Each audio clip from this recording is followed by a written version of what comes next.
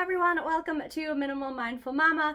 I'm Katie Mixon and I make videos that help busy moms to declutter and simplify their lives so that you can spend less time cleaning and organizing and more time actually living the life that you want to live. Today I have some digital declutter ideas for you.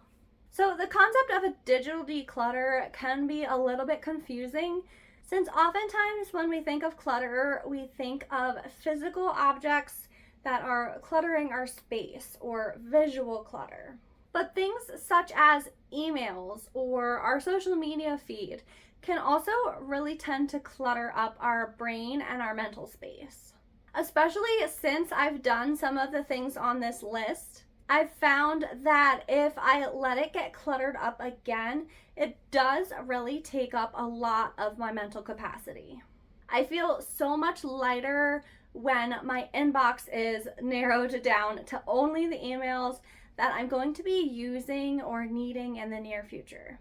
So if the idea of a digital declutter is intriguing to you, stick around because I have some great tips for you. Don't forget to like and subscribe down below, and let's go ahead and get started.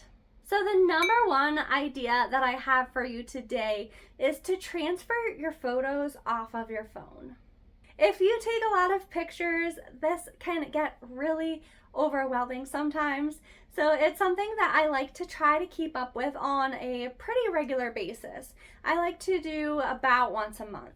I transfer the pictures off of my phone onto my computer, onto a specific album that I have for all those family pictures, and then I organize them by the month. So for instance, July's pictures will be in that album in a folder labeled 2023-7.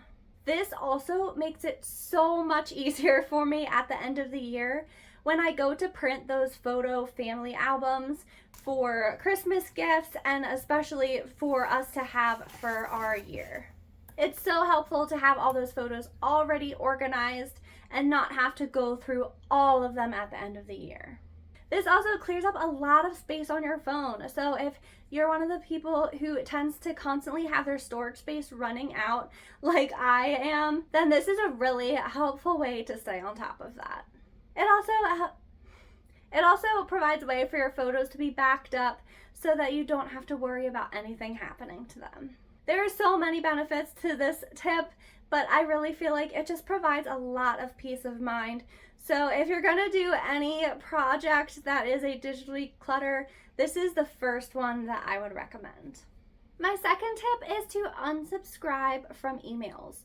So a lot of us receive numerous marketing emails a day. Perhaps we bought a product in the past. Perhaps we just inadvertently subscribed to something that we didn't even realize. But by going through and unsubscribing yourself from these kinds of emails, if you don't plan on purchasing from them, will really cut down on the amount of emails coming into your inbox each day. And my third tip is to delete old emails.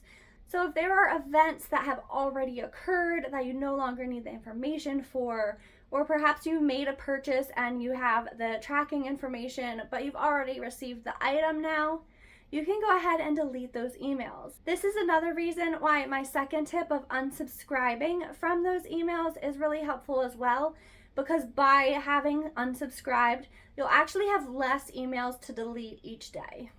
These two are really good to do in conjunction with one another if you have time to sit down and work through your inbox. I was the person who had thousands of emails in my inbox and never thought that I could tackle this, but I actually went through and did about 50 emails a day, and now at any given time, I probably have under 10 emails in my inbox at a time. It's made such a huge difference, and it's really helpful to be able to only have those emails which I either need to address or respond to, or which are still pending items, without being distracted by the months and years of back emails that I don't even need to have. My fourth tip is to go through your phone and delete any old contacts that you don't need. If there's numbers that you're never going to have a reason to call again, such as if you were throwing a shower for someone and you got a bunch of phone numbers and added them in, but they're not actually people that are your friends who you're gonna stay in contact with. Those are the kind of numbers that you can go ahead and clear out of your phone to create more space and to have a more streamlined contact list. Similarly, my next tip is to go through your Facebook friend list. Sometimes we have friends on there from years ago who we're not really going to be in contact with much more, and they're not people that we were close to enough that we want to continue maintaining that relationship. People like our relatives, clearly we might not see them if they live far away, but we still want them to see pictures of our kids or whatever we're up to.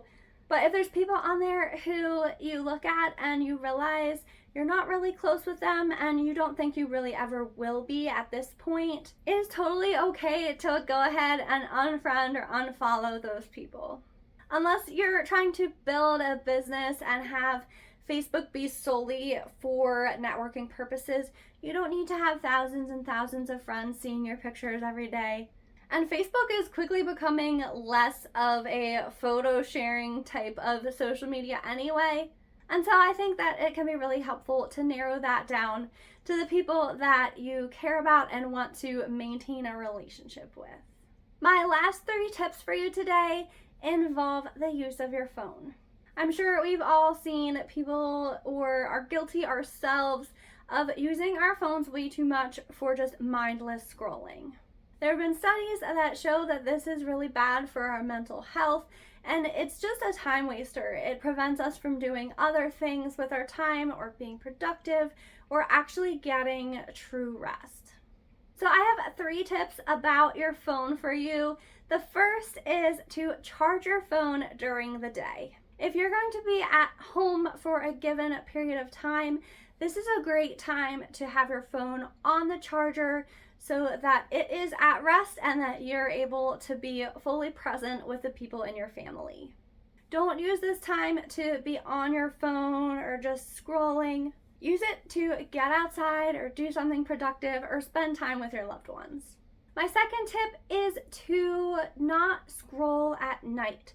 When you're laying in bed going to sleep, it actually can affect your sleep to be on your phone.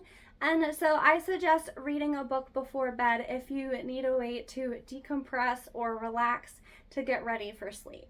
A lot of people recommend reading over time on your phone, but I actually have a third suggestion that I think is even better than reading. Reading, of course, is great. It is great for relaxing. It's great for keeping your mind active. But many times the reason we turn to our phones and to social media is for connection. Yes, we use our phones for gathering information. However, we can often use our phones to replace time with friends.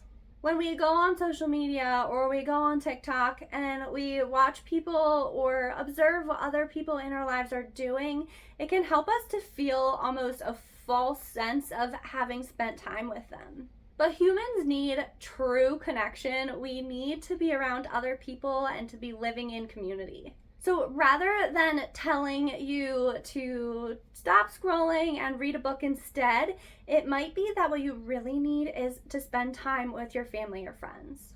Of course, this isn't always possible. And again, if you're doing it before bed to kind of wind down and relax, then I do think that is a good situation in which to choose to read a book rather than be on your phone. But I really think many of us are using our phones to fill that gap of connection in our lives. So I'd like to suggest instead that you intentionally make plans to connect with others. Whether that is making plans to go get coffee with a friend, or setting up a play date, or going to visit someone that you love and care about. Or maybe you need more friends in your life, and maybe that looks like going to the park and talking to a mom you've never met before, or to a coffee shop, or reaching out to someone that you've been wanting to get to know but haven't actually set anything up with yet.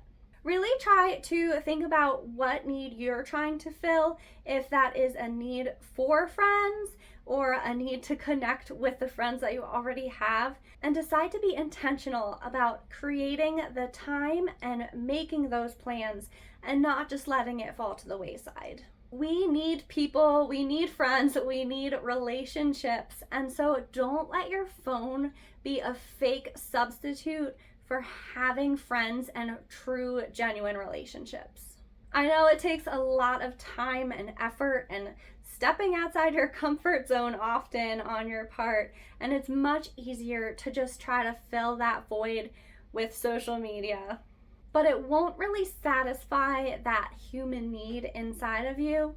And so I just want to encourage you to this summer to try to really be intentional about developing relationships or furthering the relationships that you already have. Put your phone away and genuinely connect with other people. Well, those are my tips for a digital declutter. I hope that this video was enjoyable and helpful for you. Be sure to like this video down below and subscribe to my channel so that you don't miss out on any more content. Thanks so much for watching, and I will see you very soon in the next video.